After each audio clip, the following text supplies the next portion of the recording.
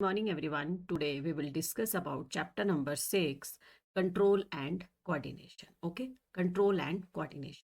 In the previous chapter we looked at the life processes involved in the maintenance functioning in living organism. तो last chapter में हमने क्या पढ़ा था कि जितनी भी लाइफ की प्रोसेसेस होती हैं वो मेंटेन करती है फंक्शन, मेंटेन करती है, क्या मेंटेन करती है? Function in living organism. There we had started with a notion we all have that if we see something moving it is alive. तो हमने ये समझा था कि जो भी चीज मूव करती है वो अलाइव होती है. Some of these movement are in the fact of result of growth. ठीक है, तो हम ये बोल सकते हैं कि जो भी मूवमेंट हो रही है वो ग्रोथ के कारण हो रही है या ग्रोथ से ही मूवमेंट होती है. एज इन प्लांट्स में a seed germinate and grow and we can say that seedling move over the course of few days. ठीक है, जैसे ही हम कोई सीड जर्मिनेट करते हैं तो वो ग्रो करता है कुछ ही दिनों में. और क्या करता है कि हम लोग देखेंगे कि सीडलिंग जो है वो कुछ दिनों में ग्रो करेगी और सॉइल को साइड करे, थोड़ी सी साइड करेगी और वहां से बाहर जो आपका प्लांट है वो निकल जाएगा. But if it's growth were be stopped, अगर उसकी ग्रोथ जो है वो रुक जाती है तो मूवमेंट नहीं होती है. Some movement as in the many animals and some plants are not connected with growth. लेकिन हम ये नहीं बोल सकते हैं कि सभी जो मूवमेंट होती है या सभी जो ग्रोथ है वो हम लोग मान लेंगे कि वो एक मूवमेंट है. क्लियर है? जैसे cat running, children playing on swings, buffaloes chew occurred, there are not movement caused by growth. तो ये ग्रोथ की मूवमेंट नहीं है. Why do we associate with visible movement in life? A possible answer is that we think of movement as the response to change in the environment of the organism. तो हम लोग ये देख सकते हैं कि हमारी मूवमेंट क्यों हुई है. तो हमारी मूवमेंट इसलिए हुई है कि हमने इन्वायरमेंट से हमको कोई भी रिस्पॉन्स आया है, उसके चेंज में हमने जो है वो मूव किया है. जैसे कैट ने क्यों भागी है? क्योंकि उसने शायद एक चूहा देख लिया है. Not only that, we can think the movement is an attempt by living organism to use change in their environment to their advantage. तो हम लोग एनवायरनमेंट के जो आपका एनवायरनमेंट है जो चेंज हुआ है एनवायरनमेंट, ठीक है, तो उसके उसका जो चेंज हुआ है वो हम अपने फायदे के लिए कैसे यूज कर सकते हैं. Plant grows out out into the sunshine. आप सबको पता है कि प्लांट जो ग्रो करते हैं वो हमेशा अच्छी धूप में ही निकलते हैं. Children try to get pleasure and fun out of swinging. तो ठीक है, बच्चों को झूलों में बड़ा मजा आता है इसलिए वो झूलते हैं. Buffaloes chew cud to help keep break up tough food so as to be able to digest it better. When bright light is focused on our eyes or when we touch a hot object, we detect the change and response to it with movement in order to protect ourselves. ठीक है, जब भी हम लोग bright light हमारी आंखों पे पड़ती है या कभी लाइट चली जाती है और एकदम में लाइट जब आती है तो हमारी आंखें ऑटोमेटिकली क्या होती हैं? रिस्पॉन्ड करती हैं और वो बंद हो जाती हैं. We touch a hot object. अब जब भी हमने हॉट ऑब्जेक्ट को टच किया है तो क्या होता है कि कोई ना कोई चेंज जो है हमें इन्वायरमेंट में दिखाई देता है. तो हम इन्वायरमेंट में डिटेक्ट चेंज करते हैं और उसके रिस्पॉन्स में हम लोग एक एक्शन दिखाते हैं ताकि हम अपने आप को बचा सके. ठीक है, if we think a bit more about this, it become apparent that all this movement in response to the environment is carefully controlled. तो ये कंट्रोल्ड मैनर में होती है, ऐसा नहीं है आप कभी भी कुछ भी कर लोगे. ठीक है, कंट्रोल मैनर में होगी. each kind of change in environment evoke an appropriate movement in response. ठीक है, तो हम कोई भी चेंज करते हैं उसका जो है रिस्पॉन्स जो है वो हमारा ऑटोमेटिक ही आता है. when we want to talk to our friend in class, we whisper rather than shouting loudly. तो हमको पता है कि क्लास में बात करनी है अपने फ्रेंड से तो हम धीरे से बात करेंगे, जोर से नहीं चिल्लाएंगे. ठीक है, clearly the movement to be made depend on the event that is triggered it. तो मूवमेंट किस पे डिपेंड करती है? जैसा कि हमको ट्रिगर मिलता है. ठीक है, therefore such control movement must be connected to the recognition of various event in the environment followed by one only the correct movement in the response. तो ऐसा नहीं है कि आप कभी भी कुछ भी कर दोगे लेकिन एक प्रॉपर रिस्पॉन्स जो है वो देते हैं. ठीक है, in other words living organism must use system providing controlled and coordination. ठीक है, तो इसमें आपके पास टर्म आई है कंट्रोल एंड कोऑर्डिनेशन. ओके, तो कंट्रोल एंड कोऑर्डिनेशन कैसे हुआ है इसमें कि हम कंट्रोल्ड मैनर्ड में जो है वो और कैसे वो एक दूसरे के साथ कोऑर्डिनेट करते हैं. ठीक है, by keeping with the general principle of body organisation in multicellular organism specialized tissue and used to provide these controlled and coordination activities। तो इसका क्या मतलब है कि एक कंट्रोल्ड मैनर में जो है हमारी बॉडी ऑर्गेनाइजेशन इन मल्टी सेलुलर ऑर्गेनिज्म हम लोग हैं क्योंकि हमारी बॉडी जो है वो एक से ज़्यादा सेल से बनी हुई है। स्पेशलाइज्ड टिश्यू होते हैं, एक स्पेशल टाइप के टिश्यू होते हैं, वो जो है वो उसको हेल्प करते हैं and use to provide these control and coordination activity. ठीक है, तो इस पैराग्राफ में आप लोगों ने पढ़ा कि कैसे हम लोग जो है वो एक प्रॉपर सीक्वेंस में हमारी बॉडी जो है वो रिस्पॉन्ड करती है। ठीक है, अब हम बहुत इंपॉर्टेंट टॉपिक पढ़ेंगे जो आपकी का मेन है टॉपिक एनिमल्स। ठीक है, एनिमल्स नर्वस सिस्टम। अब हम नर्वस सिस्टम के बारे में पढ़ेंगे। ठीक है, such control and coordination are provided by nervous system and muscular system. तो ऐसा नहीं है कि आपका ब्रेन ही काम कर रहा है, ब्रेन के साथ साथ मस्कुलर टिश्यू भी काम कर रहा है, जो कि आपने प्रीवियस क्लासेस में पढ़ा है। Okay, touching a hot object okay, touching a hot object is an urgent and dangerous situation for us। ठीक है, जब भी हम किसी हॉट ऑब्जेक्ट को टच करते हैं तो हमारे लिए ये डेंजरस सिचुएशन हो सकती है। We need to detect it, पहले हम उसको डिटेक्ट करेंगे और फिर उसका रिस्पॉन्स करेंगे। How do we detect that we are touching a hot object. अब हमको कैसे पता चलेगा, हमारी बॉडी को कैसे पता चलेगा कि ये ऑब्जेक्ट जो है वो हॉट है? all information okay all information from our environment is detected by a specialized tip of some nerve cell। तो हमारे पास कुछ टाइप के डिफरेंट टाइप के स्पेशलाइज्ड नर्व सेल होते हैं, उनसे हमको पता चलता है। क्लियर है? दीज रिसेप्टर, अब आगे आपके पास term receptor are usually located in our sense organ. तो जो ये रिसेप्टर हैं ये कहाँ प्रेजेंट होते हैं आपके? ठीक है, ये receptor are usually located in our sense organ such as inner eye, nose, the tongue and so on। ठीक है, तो रिसेप्टर क्या हुआ है आपके पास? ये स्पेशलाइज्ड सेल होते हैं जो कि हमारे सेंस ऑर्गन में होते हैं, चाहे वो इनर ईयर में हो, नोज में हो या टंग में हो। ठीक है, फिर है हमारे पास gustatory receptor will detect the taste. Okay, gustatory receptor क्या डिटेक्ट करते हैं? टेस्ट को करते हैं। और ऑल्फैक्टरी का मतलब है आपका डिटेक्ट द स्मेल। तो ये आपके पास एक इंपॉर्टेंट क्वेश्चन है जो कि आप लोगों ने यहाँ से दो क्वेश्चन बनते हैं कि ये गस्टेटरी रिसेप्टर किसको डिटेक्ट करते हैं? टेस्ट को, या टेस्ट को कौन से रिसेप्टर डिटेक्ट करेंगे? तो आप बोलेंगे गस्टेटरी रिसेप्टर। और स्मेल को कौन से करेंगे? आपके पास ये है ऑल्फैक्टरी रिसेप्टर। क्लियर है? This information acquired at the end of dendritic tip of nerve cell.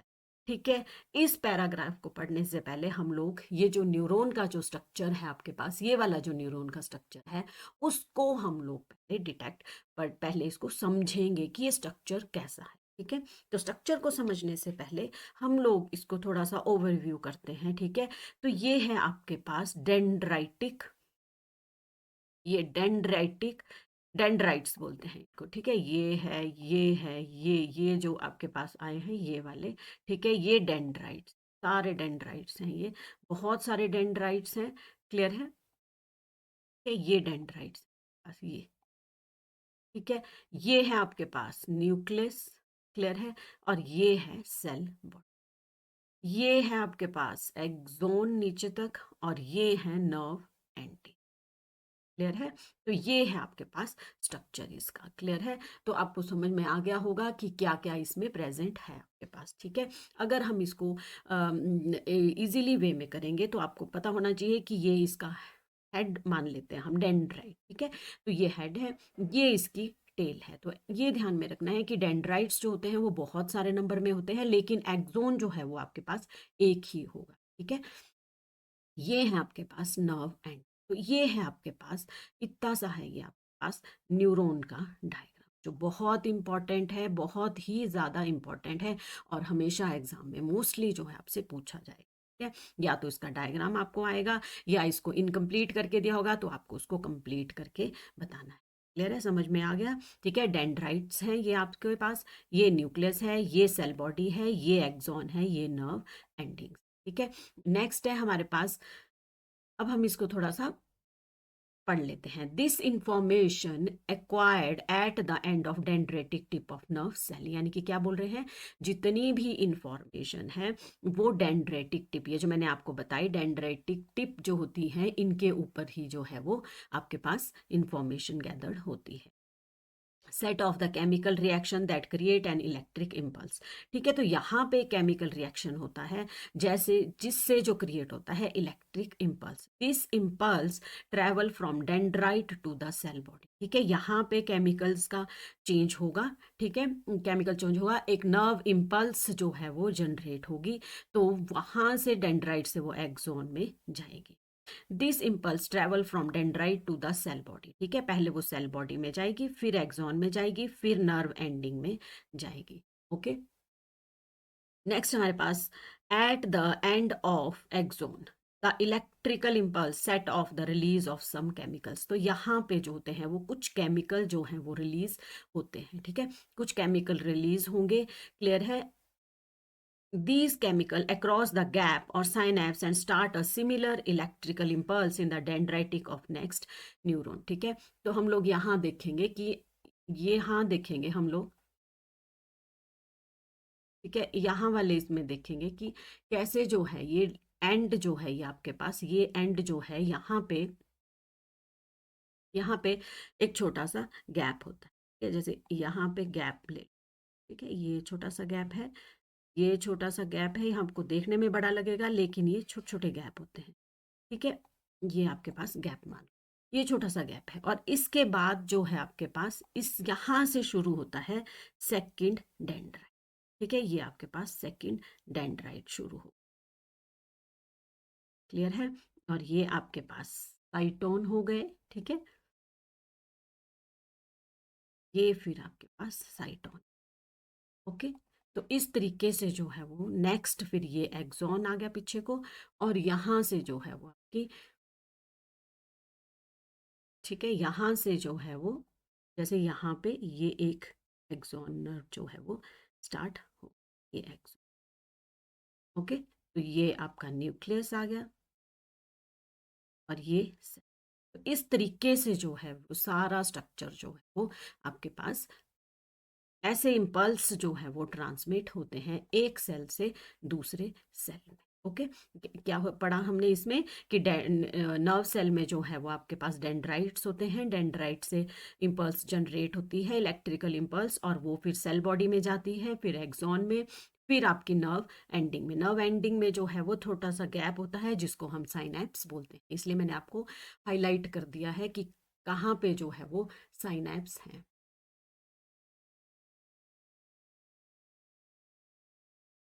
Clear है। तो ये आपके पास जो ये गैप है इसको हम लोग साइनैप्स बोलेंगे, समझ में आ गया है, ठीक। This information acquired at the end of the dendritic tip to the nerve cell, ठीक है, तो ये इन्फॉर्मेशन जो है वो एक्वायर्ड होती है, ठीक है, वहां पे कहाँ पे, dendritic tip of nerve, end of the dendritic tip of nerve cell. I have already told you that the information that is acquired, ठीक है, इंफॉर्मेशन कोई भी एक्वायर्ड होती है डेंड्रेटिक टिप में, set of a chemical reaction that create an electric impulse, तो chemicals reaction होंगे और इलेक्ट्रिक इम्पल्स इम्पल्स जो है वो जनरेट होगी। This impulse travel from dendrite to the cell body and then along with axon to its end. At the end of axon, the electrical impulse set off the release of some chemicals. These chemicals across the gap and synapse and start a similar electrical impulse in the dendrite of the next neuron. This is journal scheme or how nerve impulse travel in the body. A similar synapse finally allow delivery of some such impulses from neuron to the other cell, such as muscle cell or gland cell.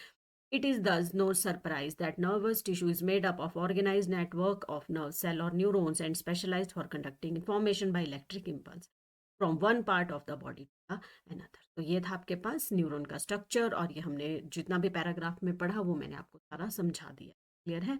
तो अगर हम इस structure को देखें तो इसमें क्या है आपके पास, ठीक है, इसमें ये है आपके पास न्यूरोमस्कुलर जंक्शन, तो न्यूरोमस्कुलर जंक्शन है ये आपके पास, यानी कि ये देखो ये एक्सॉन है, ठीक है, ये इसकी एंडिंग है जो हमने पढ़ी थी कि ये एंडिंग है, क्लियर है। तो ये आपके पास ब्लड कैपिलरीज हैं, ये मसल फाइबर है, तो ये अटैच होती है मसल फाइबर के साथ, ये न्यूरोमस्कुलर जंक्शन है। तो यहाँ पे ये जो है, ये नर्व एंडिंग जो ये वाली है, ये वाला है, ये यहाँ पे पूरा स्ट्रक्चर प्रेजेंट है। तो यहाँ पे माइटोकॉन्ड्रिया जो है वो प्रेजेंट होते हैं। तो माइटोकॉन्ड्रिया को आप लोग क्या बोलते हैं? Power house of the cell. तो this is all about neurons and its structure. जो भी इसमें टर्म्स आई हैं वो मैंने आपको सारी करा दी हैं। Look at the figure 6.1। तो ये आपका है कि आप लोगों ने एक्टिविटी है आपकी, ठीक है, तो ये आप लोगों ने पढ़ लेनी। Okay, thank you.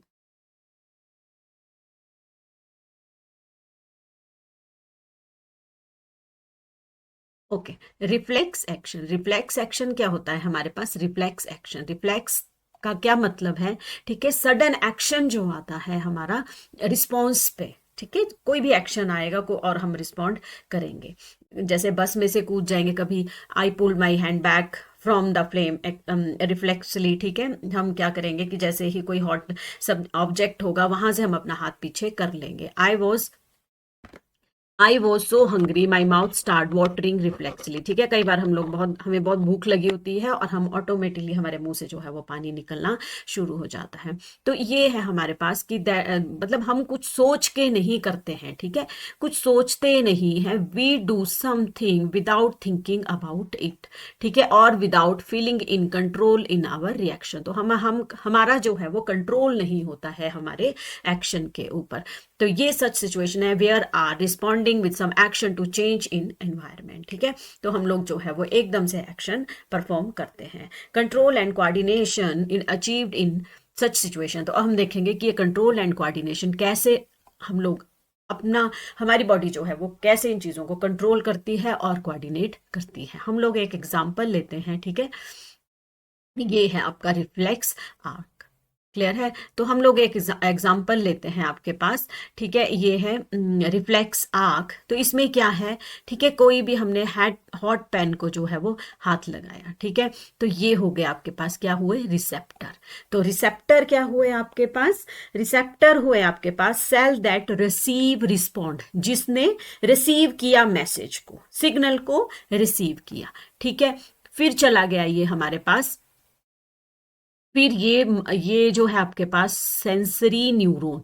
Sensory neuron क्या हुए? जो कि रिसीव करते हैं मैसेज को और कन्वे करते हैं मैसेज को, किसमें? स्पाइनल कॉर्ड में। ओके, सेंट्रल नर्वस सिस्टम भी हम इसको बोलते हैं। तो उसने सिग्नल कहाँ भेजा? सेंसरी न्यूरॉन ने भेजा स्पाइनल कॉर्ड को, ठीक है, और वहां से जो है वो रिस्पॉन्ड आया हमारे पास मोटर न्यूरॉन से, ठीक है, मोटर न्यूरॉन जो है वो मैसेज लेके आया कहाँ से? स्पाइनल कॉर्ड से। और इफेक्टर जो है या मसल ऑफ आर्म, इफेक्टर क्या है आपके पास? इफेक्टर है part of body like a muscle और a gland that act in respond to a signal from brain to the receptor, जो ब्रेन से सिग्नल लेके आया टू द रिसेप्टर। ओके, और फिर हमारा हाथ जो है वो ऑटोमेटिकली पीछे हो जाता है। समझ में आया ये? ठीक है, तो क्या हुआ कि ये रिसेप्टर है, ये हॉट पैन है, ये रिसेप्टर है, रिसीव किया मैसेज और हमारा सेंसरी न्यूरॉन से चला गया स्पाइनल कॉर्ड में, ठीक है, स्पाइनल कॉर्ड से सिग्नल गया आपका message to brain. After that receiving the message, ठीक है, तो मोटर न्यूरॉन वापिस लेके आई और इफेक्टर के थ्रू जो मसल जो है वो हमारी जो है वो बैक जो है, हम अपना हाथ जो है वो पीछे खींच लेते हैं। तो ये है आपके पास पूरा स्ट्रक्चर इसका। ओके, तो अब हम इसको समझेंगे, पढ़ेंगे। Let us consider this further, take an example, touching a flame is urgent dangerous situation for us, ठीक है, जब भी हम कोई भी हॉट चीज़ों को पकड़ते हैं, फ्लेम को पकड़ेंगे, तो ये हमारे लिए खतरनाक हो सकता है। क्यों होता है? क्योंकि हमको पता है कि जब हम जलेंगे, ठीक है, तो हमको पेन होगा और हमारा हाथ जो है वो जल जाएगा। इसलिए इससे बचने के लिए हम लोग क्या करते हैं? हम लोग अपने हाथ पीछे कर लेते हैं। तो ये हमारा कई बार हमारा प्रीवियस नॉलेज भी काम आता है। छोटे बच्चे होते हैं जिनको नहीं पता है कि हॉट आयरन के साथ लगना है, नहीं लगना है, तो वो क्या करते हैं? एक बार तो टच कर लेते हैं, लेकिन दूसरी बार वो कई बार सोचेंगे कि उनको टच उधर करना है या नहीं करना है, ठीक है। तो if this case there is no surprise of thinking tissue in our body consist of dense network of intricately arrangement of neurons. तो इसका क्या मतलब है आपके पास कि very delicated detailed complex and complex structure of, किसका कॉम्प्लेक्स स्ट्रक्चर होता है आपके पास? न्यूरॉन्स का। ओके, ये हमने पढ़ा था, न्यूरॉन का स्ट्रक्चर पढ़ा था। तो वो हम लोग अगर रिकॉल करते हैं तो डेंड्राइट्स थे हमारे पास, सिग्नल रिसीव करते हैं, नर्व इंपल्स जनरेट होती है, डेंड्राइट से साइटोन में जाती है, साइटोन से एक्सोन में जाती है और आपका नर्व एंडिंग में चला जाता है। ठीक है, in order to receive these signal, this thinking part of brain in the skull similarly, if this part of brain is instruct muscle to move, nerve must carry the signal back to the different part of the body. Clear है? If the nerve detect heat word, the connected to the nerves move muscle to simpler way, the process of detecting the signal or input or responding to it by our output action might be completely quickly. Such connection is commonly called as reflex arc. यानी कि जो भी हमारा action होता है वो quickly होता है और हमारा जो सडन जो रिस्पॉन्ड आता है तो वो क्विकली आता है, उसको रिफ्लेक्स आर्क बोलते हैं। ठीक है, it is the reflex arc. Reflex arc क्या हुआ आपके पास? रिफ्लेक्स आर्क हुआ आपके पास, reflex arc is the connection be made between the input nerve and output nerve. The best codes would be the point where they first meet with each other. Nerve from all over the body meet in the bundle of spinal cord on the way of the brain. Reflex arc are formed in the spinal cord itself, although the information input goes to reach to the brain. ठीक है, तो ये हमारे human में ज़्यादा कर बहुत अच्छे से काम करता है क्योंकि हमारा ब्रेन जो है वो बहुत जल्दी फास्ट मूव करता है as compare to animals. Clear है? तो अब मैं आपको रिफ्लेक्स एक्शन की डेफिनेशन लिखवा देती हूँ, तो आप लिख लीजिए, the action of the body in respond to stimuli which are performed without the involvement of brain. ठीक है, रिपीट कर देती हूं, the reflex action, the action of the body in response to stimuli which are performed without the involvement of brain. Clear है? तो ये मैंने आपको करवा दिया रिफ्लेक्स एक्शन। क्लियर है? तो ये आपने रिफ्लेक्स एक्शन की डेफिनेशन लिख लेनी है। आफ्टर दैट आपने ये डायग्राम ड्रॉ कर लेना है। बस इसको इजी वे में, जितना इजी हो सके, जितना सिंपल हो सके उतना सिंपल करो आप। ये आपको 3 मार्क्स में आ सकता है, 3 मार्क्स में आएगा ये आपको मिनिमम, पर आएगा जरूर। ओके।